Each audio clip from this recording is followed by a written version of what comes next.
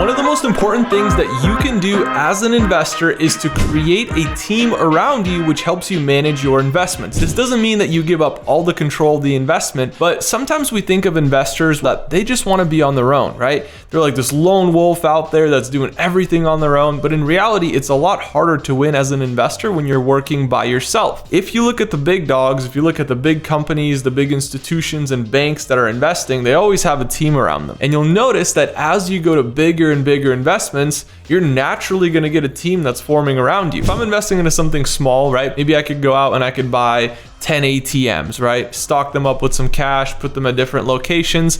And every time somebody transacts, guess what? I'm going to get a transaction fee. And that's fine. And that's good for what it's worth. But if I want to scale that investment and I want to have, let's say, even with ATMs, if I wanted to have 1,000 ATMs, there's probably no way that I could get to every single ATM in time to refill it with cash before it runs out. And so then I'd want to have a team managing it for me. And so that's one of the most important factors of scale. As an investor, you might start out on your own, but eventually you're going to have a team that works alongside you and helps you build your empire. And after it's built, you have to have somebody manage it for you. Now, one of the best ways to find these teams is to just simply focus on larger investments. So for example, right now, my investors and I, we're buying a private jet, right? Nobody's going to let me buy a private jet on my own. Now, technically I could, but all of a sudden you have this team forming. Think of it like this. I went into the investment on my own. I'm like, okay, cool. I want to invest in this private jet. This is the one that I want. Here's the cash. Here's the down payment. They're going to be like, wait. You're going to have to get an inspection. Okay. So all of a sudden, now I have a mechanic, right? Somebody that's doing this inspection for me. All of a sudden, a mechanic's involved. Okay, cool. Well, guess what? When I buy this plane, I want to charter it out through a charter company. So I'm also implementing what they're telling me in order to find the right plane.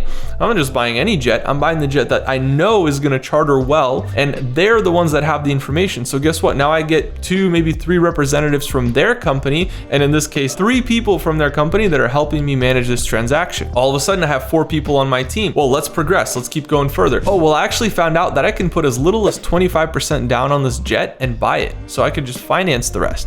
And you guys know that I love to leverage the bank's money, OPM. In this case, of course I'm going to do it, but I'm probably not going to put just 25% down. I'll probably put a little bit more just to keep my margins good, because I want to make sure that I'm making a healthy return month after month after month with this investment. So the goal is, of course, net profit every month after we've covered all our payments, our maintenance, our pilots, everything. And on top of that, we want a profit. So let's say I get down to the point where I'm putting the down payment. Well, now guess what? Now there's a banker involved, and that banker might have another team member that's involved that's doing the appraisals. So now we have the mechanic, we have 3 guys from the management company, we have the banker, we have the appraiser, right? And the seller also is probably represented by a broker or somebody of that sort. So he probably has legal counsel, he probably has a broker, so it's more people. All of a sudden, it's not just me buying this jet. We're not even talking about the investors yet, right? The investors are a whole different party. The seller is a whole different party. We're talking about just the people involved in the facilitation of this transaction. You'll notice that these people are very specific to this transaction.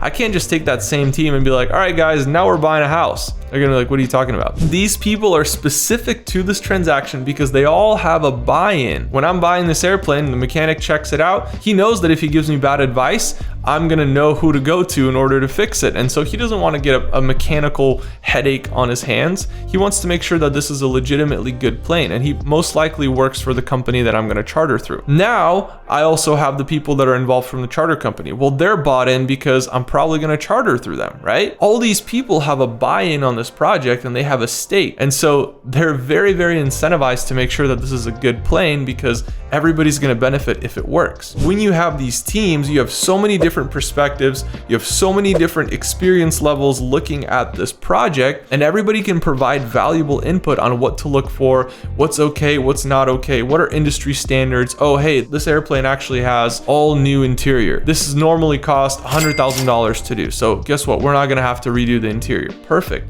That's a great benefit for us, right? So we're looking for these little things on why to buy the plane, why not to buy the plane. And I do this with almost every single investment of mine. So whether I'm just selecting a large large asset, or maybe I'm just scaling my portfolio. So an example where I'd be scaling is Airbnb. So let's say I get an Airbnb. I could probably manage 1 Airbnb on my own, probably up to like 5 on my own pretty easily. But once it starts getting over 5, you have all these inquiries, you have these requests, you have to answer questions.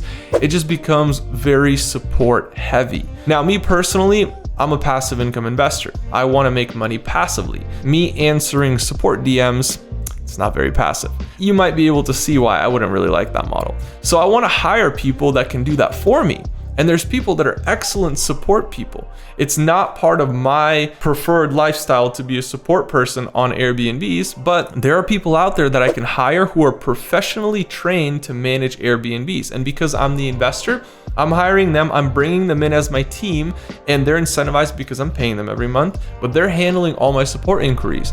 And guys, like, trust me, it's so worth it to have a professional support team, because as an investor, sometimes we just aren't wired in that way. And I know I'm not wired in that way to where I can handle all that and manage so many properties and all these DMs, but there are people who love those details. They love getting down in the details and answering questions and helping people out. And at the end of the day, it's all about customer experience. So we want to make sure that these customers have the best Airbnb experience of their life at our Airbnb, because guess what? Next year, when they're taking the same vacation, are they going to come back to us? Are they going to go to another Airbnb? Well, that depends on the customer support that we're providing now, and that's going to affect their decision later on where they're going to want to stay next time they visit that part of town. When you're scaling an investment, when you're buying a big asset, there are 2 really big needs for a team. I would say the most important one is scaling, right? You can't scale a portfolio, a quality portfolio, without having a large team helping you manage it. And you also can't buy large, expensive, valuable assets